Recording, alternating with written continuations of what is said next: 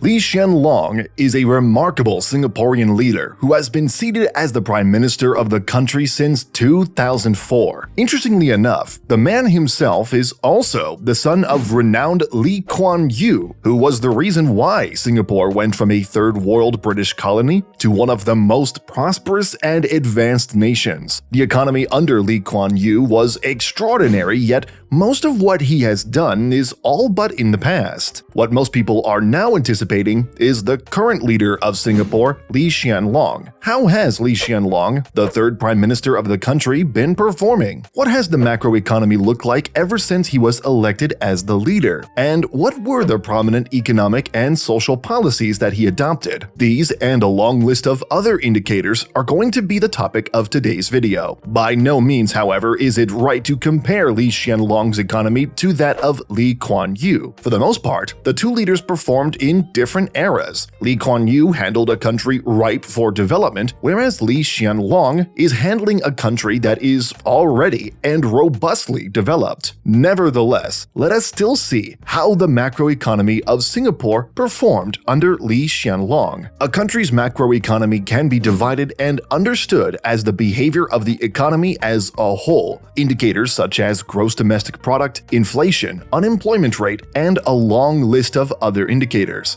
These three, however, are the most important and the easiest way to understand how the economy of Singapore has done thus far since Lee Hsien Loong had taken office. Data from the World Bank can show us that in 2004, the gross domestic product of Singapore was about 166 billion US dollars, but by 2021, it grew to a whopping 360 billion dollars. This suggests that ever since Lee Hsien Loong came to office, the economy of Singapore had doubled in size. However, one debated topic is the extent of how much he has done to push the economy of Singapore to grow at this rate. On the one hand, he has inherited an economy that already had the foundations laid out by his predecessors. The institutions in both politics and economics were already robust, enough to suggest that the government inherited need not intervene largely in an economy that already had the right policies in place. But let us find the peculiar policies and government actions that Lee Hsien Loong did during his prime ministerial tenure. First, before that, we have to take a look at the average gross domestic product growth rate of Singapore under his tenure. The World Bank data shows that his leadership had reaped an average of about 4% of growth rate from the time of his inauguration to 2021. This is lower than Lee Kuan Yew's average GDP growth rate of 8%, which ran from 1965 to 1990. However, it is, as we noted earlier, important to note that Lee Hsien Loong has been leading a developed country, whereas the latter is a developing country. A good example can be the OECD, a group of 38 big and developed countries, although some had performed albeit fairly. Data from the World Bank shows that the OECD averaged merely 1.8% per year from 2000 to 2020, which is less than half of that of Lee Hsien Loong's performance. Do take note, however, that some countries in the OECD have higher than this. Unemployment, on the other hand, is also another key indicator. The unemployment rate is often influenced by monetary and fiscal policies,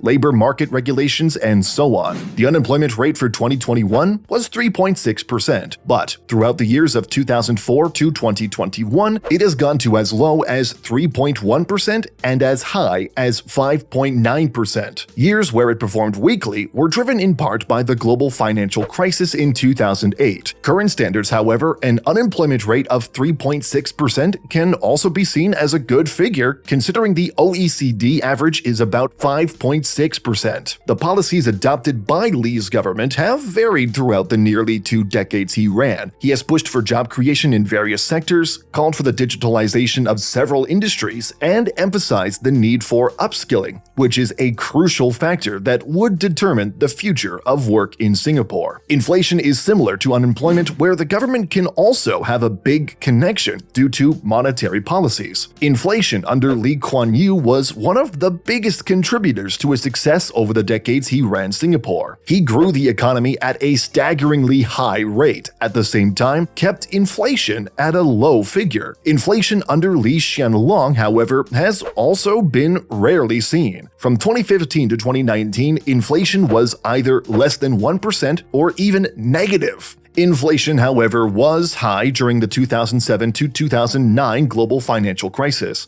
However, as the current inflation trends in 2023, even Lee Hsien Loong has stated that there are dangers ahead for the island nation. He and his team had announced several support packages to provide targeted relief for vulnerable Singaporeans. While inflation was adequately average prior to 2020, inflation could be seen as his next big challenge in the coming years. Other than the macroeconomics of Singapore under Lee Hsien Loong, we can also cite some of his economic and social policies implemented under his tenure. Under Lee Hsien Loong's leadership, Singapore saw different policies implemented since 2004. On August 22, 2004, he implemented a policy known as the 5-day workweek, which removed the half-working day on Saturday. Maternity leave was also increased from 8 to 12 weeks. A baby bonus scheme was also expanded to encourage the birth rate. And by February 2006, Hsien Loong had announced a 2.6 billion Singaporean dollars progress package, which distributed budget surpluses. The most important agenda, however, can be seen in what he did during the Great Recession. GDP surprisingly had posted a gain of 1.9 and 0.1% in 2008 and 2009, respectively. Throughout the Great Recession, Hsien Loong and his administration announced billion-dollar stimulus throughout the years, 2.8 billion Singaporean dollars in November 2008 and a further $20.5 billion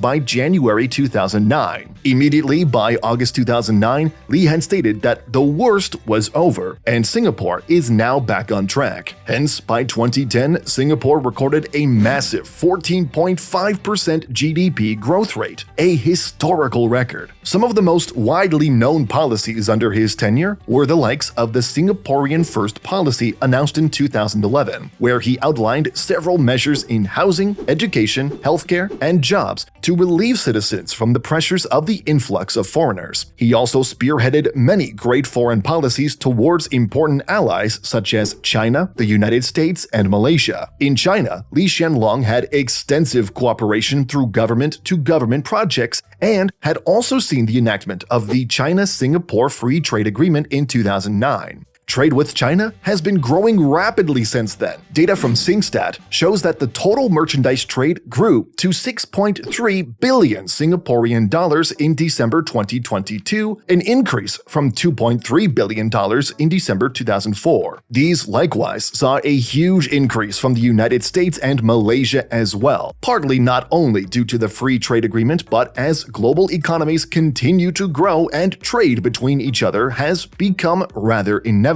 The economy, however, was not always applauded under Lee Hsien Loong. Over the years, there too were challenges faced by his administration, not even limited to the economy. A number of factors that happened were some legal suits, allegations, and even a defamation case that happened to him personally. On the entire agenda of Singapore, however, there were also some key initiatives that some have found to be loose in his tenure. A Singaporean wealth tax, for instance, was once raised in 2021. Inadequacies were still on the few issues faced by Singapore, and the government wants to close this gap. Prime Minister Lee, however, said that it was not easy to implement. But from his interview with Bloomberg New Economy Forum, he seems to favor a wealth tax to help address the inequality issues. One crucial instrument that he continues to push is foreign talent. He stated in an interview with the South China Morning Post that, quote, "The city must welcome foreign talent to realize its goal in becoming a technology center and to become a regional powerhouse." Lee Hsien Loong's government, in summary, can be seen as a rather adequate growth. One cannot, however, claim that his economy was a failure simply because Singapore, by the time he took over, was already an advanced country with a very high GDP per capita. In other words, productivity was already at a very high rate. Increasing it further would require rapid technological change. But from what we have seen economic growth has continued at a rate that still helped improve the economy overall. But anyway, these are just some selective indicators and may or may not even decide whether his governance was really good or bad. Do let us know, however, what you think. Thanks for watching.